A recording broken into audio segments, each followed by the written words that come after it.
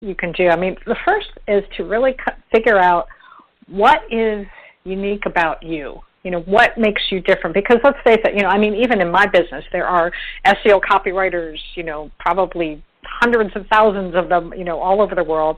But I have to come up with something that is going to differentiate me from my competition. So that's sort of the first thing, is to figure out what it is about you, what unique background do you have, what unique skills that you have, and to be able to embrace that and be able to share that when you're talking with people, because that's sort of the first start about it, is figuring it out, and then figuring out who is going to be best served by what you have to offer, because that's the people that you want to be able to connect with directly in being able to say, this is who I am, this is what I have to offer, and this is why you should buy from me. Because that's the important thing, is you've got to be able to figure out what do they need, what is it they specifically need, and be able to offer it to them. Because if you're not really clear on that, it's going to take you a lot longer to be able to succeed. And then it's just a matter of being persistent and consistent in everything that you do, whether you decide to, you know, if you're going to have a website and you have content, and, you know, to make sure everything is in line with, you know, who you are and the image that you're putting out, not only on your website but on social media, and so that, you know, you have your logo, the same logo everywhere, you have the same marketing message everywhere, so that people know that when they come to Candace, they're going to say, okay, this is what she stands for, I see this is who she is, I know this is what I'm going to get when I go to her. So that's sort of, you know, and I mean, I'm not a branding expert. There are definitely branding experts out there who can really get more into detail about, you know, oh, you've got to have the right, maybe, you know, pick certain colors and, you know, a certain font for your logo and all that stuff. So that's beyond my pay grade. But but at least for my perspective, it's about, I would say especially just figuring out what's unique about you, how are you going to convey that, and then do it consistently over and over and over again in all of your marketing, because then people will come to be able to know this is who you are, and they're going to be able to then respond to you or not, depending. I mean, that's really powerful. And Tammy and I talk about branding a lot on her show. And one of the things that, you know, people think you can have the bells and whistles but still be hollow inside, you know, if you're not authentic. Yes.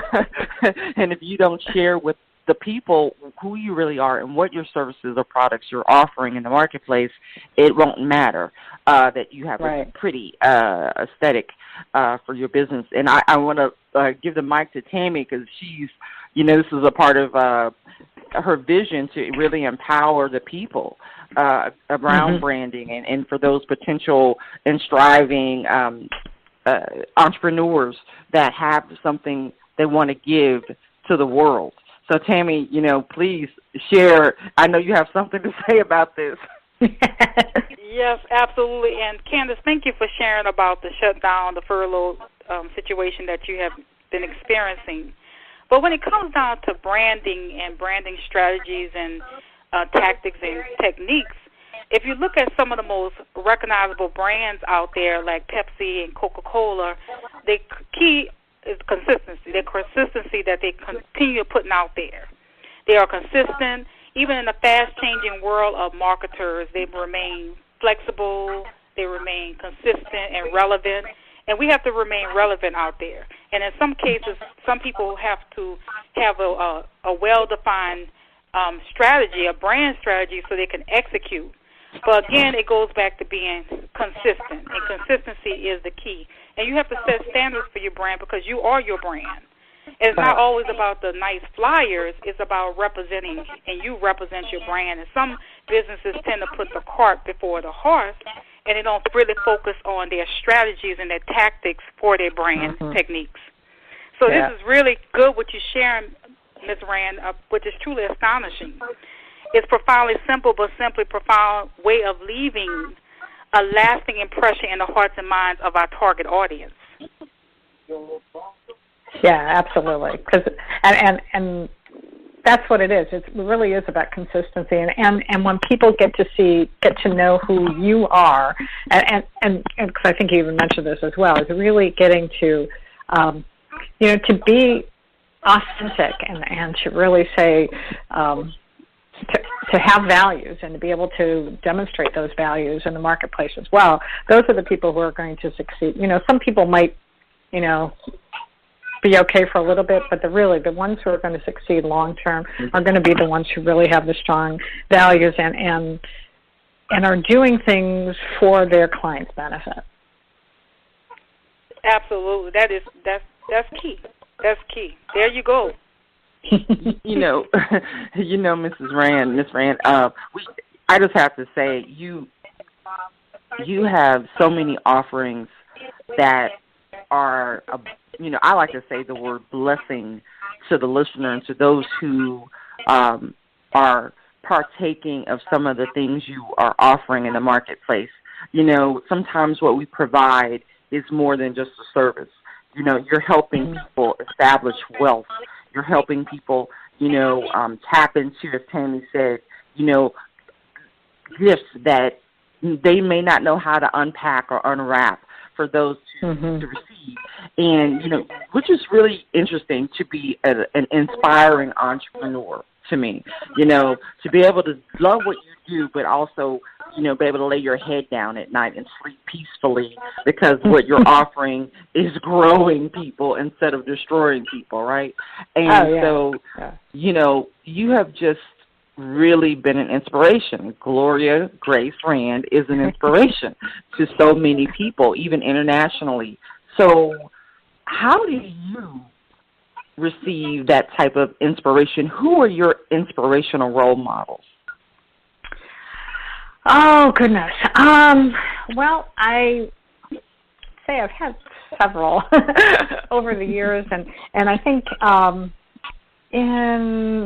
definitely appreciated people like Richard Branson. I've read one of his biographies, and he's definitely somebody who I look up to and how he's been able to grow his business. I have a couple people that I've looked up to locally that I've actually worked for or done business with.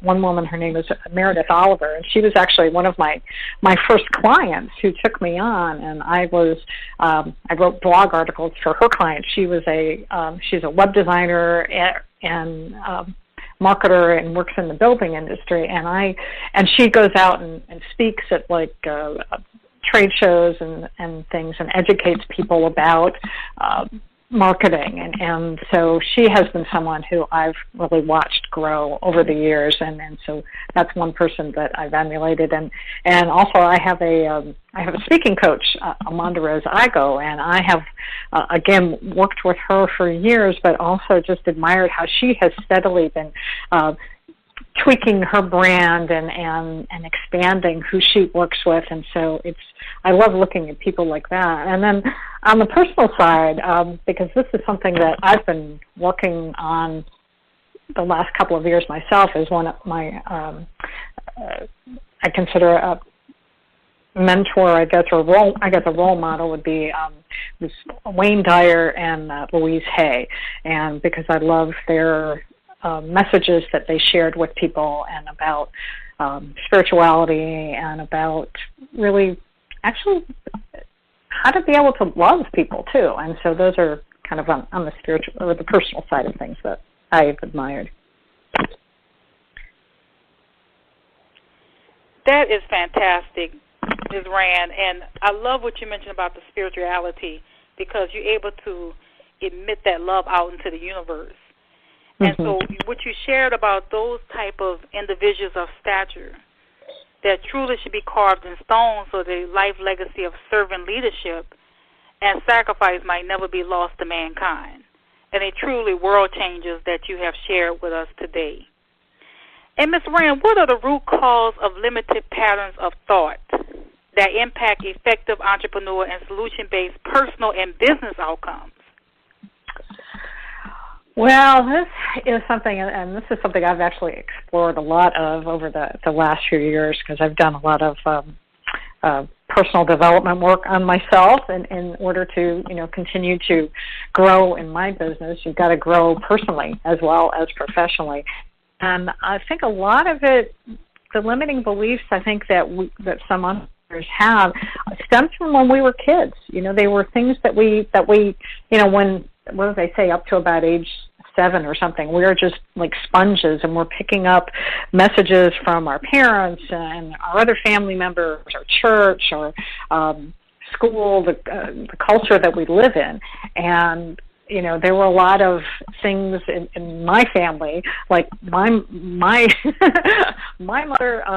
Well, my uncle was in business, but my mother just thought he was a crook, and so that was sort of the that was the message that I took, that maybe business people aren't necessarily the best people out there. And so trying to start my own business, I had to kind of work through that and be able to, say, okay, well, that was her belief, and that's because that was her experience, but that's not necessarily the case, because there's lots of other wonderful business people out there, like Bill Gates has got this huge foundation that he donates money to and helps people around the world. And so not all rich people are bad, not all business people are bad.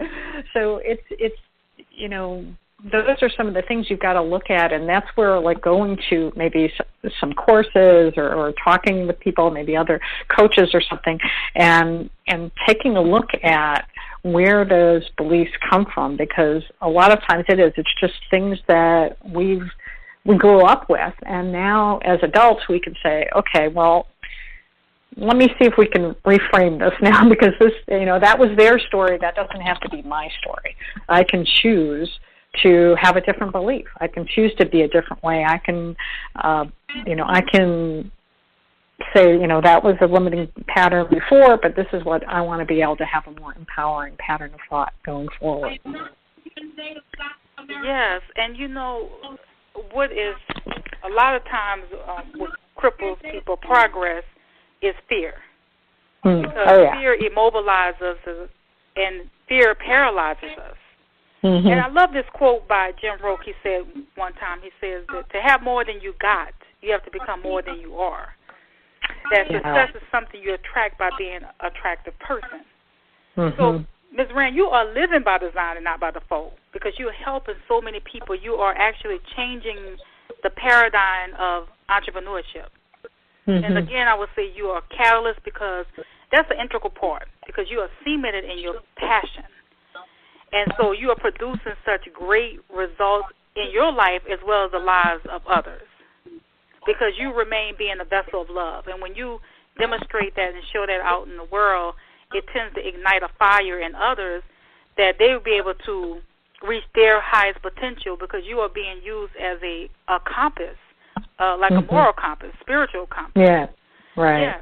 And so that when you using your gifts and the spirituality that God have put inside of you, imparted in you, and you're able to give other people and show other people these are the principles to stand on, it's life-changing. Mm-hmm. Mm-hmm. They truly are life-changing.